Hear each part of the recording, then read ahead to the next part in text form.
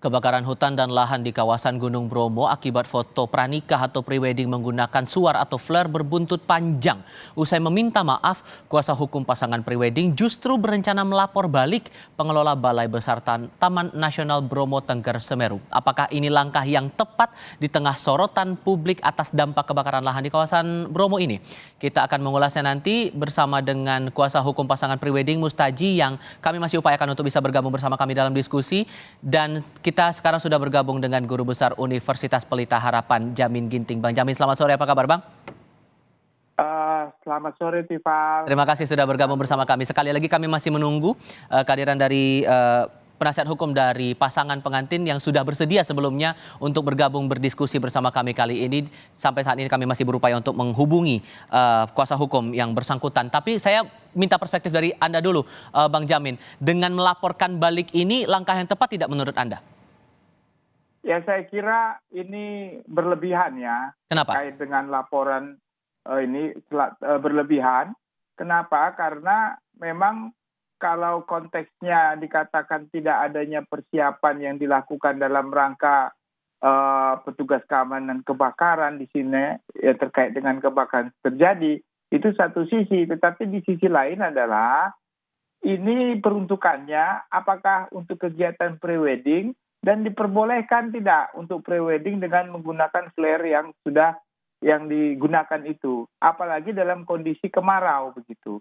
Nah, ini kan jelas-jelas suatu perbuatan yang mengakibatkan kerusakan lingkungan hidup. Makanya ketentuan pasal 78 ayat 4 Undang-Undang tentang Kehutanan 4199 itu menjadi dasar dalam penetapan tersangka nantinya yang mungkin bisa diterapkan juga. Selain itu juga ada terkait dengan PP terkait dengan Cipta Kerja ya 2 tahun 2022. Nah, kalau konteksnya dia melaporkan kepada pihak yang pengelola ini bukan nggak ada kelalaiannya apa begitu, karena kalau kelalaiannya hanya dia tidak menciptakan atau tidak menyediakan alat pemadam kebakaran terkait dengan itu, nah itu tidak terantisipasi, itu bukan tidak ada kaitan langsung dengan kebakaran itu. Kalau kemudian alasannya karena tidak ada informasi, tidak ada bentuk pengawasan di tempat. Oh iya, jadi tentu kalimat itu adalah administratif, bukan pidana begitu loh. Jadi bukan karena dia tidak menggunakan itu yang mengakibatkan kebakaran, atau kebakaran itu menjadi meluas karena dia tidak mampu untuk melakukan upaya untuk pemadaman tersebut begitu. Nah, ini suatu sisi yang berbeda dari niatnya itu. Jadi kalau kita lihat upaya dengan dia mengakibatkan kebakaran itu terjadi, lalu menarik penyelenggara kegiatan itu untuk bertanggung jawab karena kelalaiannya, ini suatu hal yang menurut saya terlalu berlebihan. Meskipun kemudian itu juga menjadi hak bagi pihak manapun kemudian untuk melapor ke polisi. Oh iya, tentu.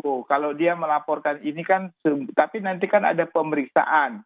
Apakah benar adanya kelalaian yang dilakukan oleh penyelenggara atau orang pengelola yang mengakibatkan menjadi besarnya kebakaran itu terjadi. Atau itu semata-mata karena, ya bukan karena kelalaian mereka, tapi penyebab utamanya adalah pelaku tadi yang prewedding tadi yang sudah ditetapkan tersangka begitu. Itu dua hal yang berbeda ya tentunya. Oke, kami sudah berupaya untuk menghubungi kembali penasihat hukum dari pasangan prewedding Mustaji yang sebelumnya sudah menyatakan bersedia untuk bergabung bersama kami, tapi hingga bagian akhir dari diskusi ini juga masih belum ada respons lebih lanjut terkait dengan hal ini. Satu hal lagi yang mungkin saya bisa tanyakan di sini, Bang Jamin, sehingga konsekuensi hukumnya setelah sekarang posisinya keduanya juga dalam proses hukum di kepolisian, kalau kemudian melaporkan balik konsekuensinya akan lebih besar lagi kah? Saya kira kalau ini berbeda, sekali lagi saya katakan, kalaupun nanti terbukti karena kelalaiannya mengakibatkan itu tidak menghapus perbuatan pelaku utama. Jadi pelaku utama tetap dipidana, kalaupun karena kelalaian pengelola juga diberikan sanksi. Jadi bukan dia lepas dari segala tuntutan hukum pidana karena kesalahannya bukan pada dia tapi pengelola, bukan begitu. Dia tetap dipidana, kalau pengelola bersalah juga ada perbuatan yang dapat dikategorikan sebagai pelanggaran ataupun administrasi atau pidana begitu. Nah, itu bersama-sama. Jadi nggak bisa itu menghapus perbuatan awal dari yang sudah dijadikan penyebab kebakarannya begitu. Baik, Profesor Jamin Ginting, Guru Besar dari Universitas Pelita Harapan, terima kasih sudah berbagi pandangan bersama kami kali ini. Selamat sore.